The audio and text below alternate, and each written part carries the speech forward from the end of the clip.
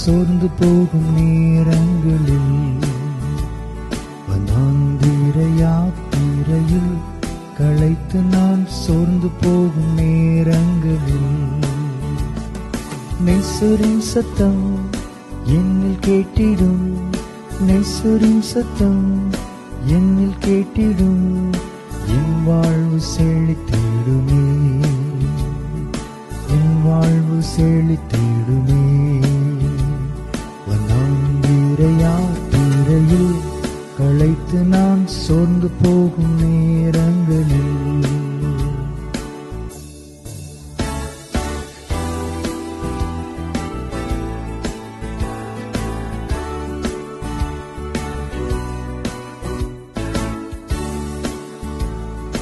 இனிமையற்ற வாழ்வில் நான் தனிமை என்று எண்ணும் போது மகிமை தேவன் தாங்கிடுவாரே. இனிமையற்ற வாழ்வில் நான் தனிமை என்று எண்ணும் போது மகிமை தேவன் தாங்கிடுவாரே. இனிமையாம் மன்னாவை வருஷிக்க பண்ணுவார், இனி எனக்கென்றுமே தோல்வி இல்லையே. இனிமையாம் மன்னாவை வருஷிக்க பண்ணுவார், இனி எனக்கென்றுமே தோல்வி இல்லையே. வனாந்திர யாத்திரையில் களைத்து நான் சோர்ந்து போகும் நேரங்களில், வனாந்திர யாத்திரையில் களைத்து நான் சோர்ந்து போகும் நேரங்களில்,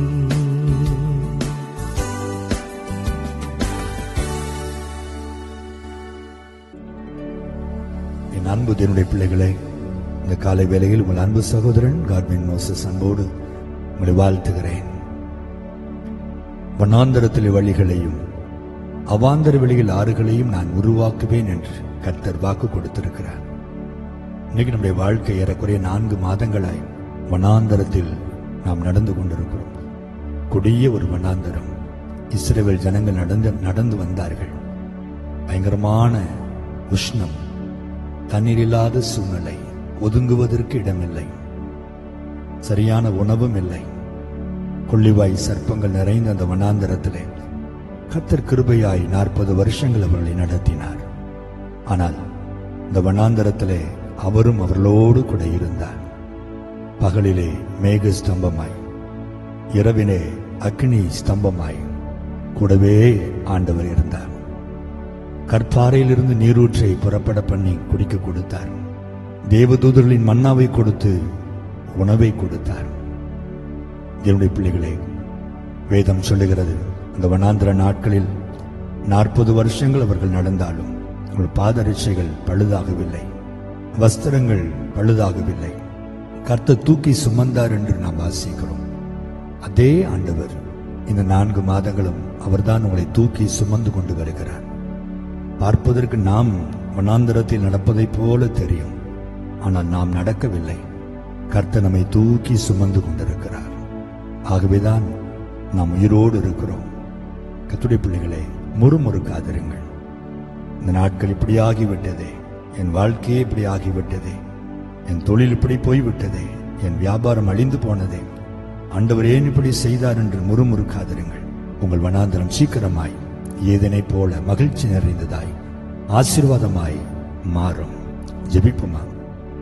நல்ல ஆண்டவரே, வனாந்தரத்திலே வழிகளை உருவாக்குகிற தெய்வமே, அன்றைக்கு முடிய இஸ்ரவேல் ஜனங்களை நீ நடத்தி வந்தீர், கூடவே வந்தீர். செங்கடலை பிளந்தீர், எரிகோவை தகர்த்தீர், யோர்தானை பின்னிட்டு ஓட வைத்தீர், சத்துருக்களை அதம் பண்ணினீர், கூடவே இருந்து போஷித்து உடுத்து வைத்து தூக்கி சுமந்தீர் சுவாமி. அதே ஆண்டவர் இந்த நாட்களிலும் எங்களோடு இருப்பதை எங்கள் ஆவிக்குரிய கண்கள் காண்பதாக. நாங்கள் சோர்ந்து போகிறோம். கர்த்தாவே, எங்களை திடப்படுத்தும். இந்த வனாந்தரம் இன்னும் எத்தனை நாட்கள் நீடிக்கிறதோ எங்களுக்கு தெரியாது ராஜா.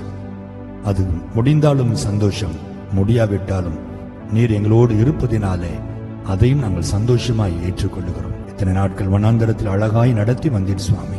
குறைகளை நிறைவாக்கினீர், தேவைகளை சந்தித்தீர், உடுத்து வைத்தீர், உணவு கொடுத்தீர், போஷித்தீர், காத்துக்கொண்டீர். உமக்கு நன்றி. இதே ஆண்டவர் தொடர்ந்து உம்முடைய பிள்ளைகளை வழி நடத்தும், ஆசீர்வாதமாய் நடத்தும். சீக்கிரம் இந்த வனாந்தரத்தை முடிவுக்கு உண்டாக்கி பிள்ளைகளை கானானுக்குள், ஆசீர்வாதமான வாழ்க்கைக்குள், செழிப்பான நாட்களுக்குள் நீர் கொண்டு வரும்படி நான் ஜெபிக்கிறேன்.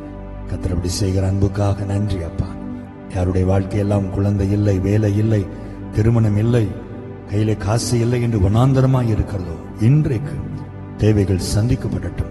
இன்றைக்கு ஒரு அற்புதம் அவள் வாழ்க்கையில் நடக்கட்டும்.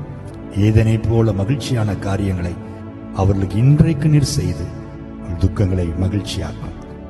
நாளிலும் திருமண நாளை, பிறந்த நாட்களை காண்கிற பிள்ளைகளையும் ஆசீர்வதித்து கர்த்தர் போதுமானவராய் இருந்து வழி நடத்தும்படி நான் ஜெபிக்கிறேன். இயேசுவின் நாமத்தில் ஜெபிக்கிறோம் எங்கள் ஜீவனுள்ள நல்ல பிதாவே. ஆமென், ஆமென், ஆமென்.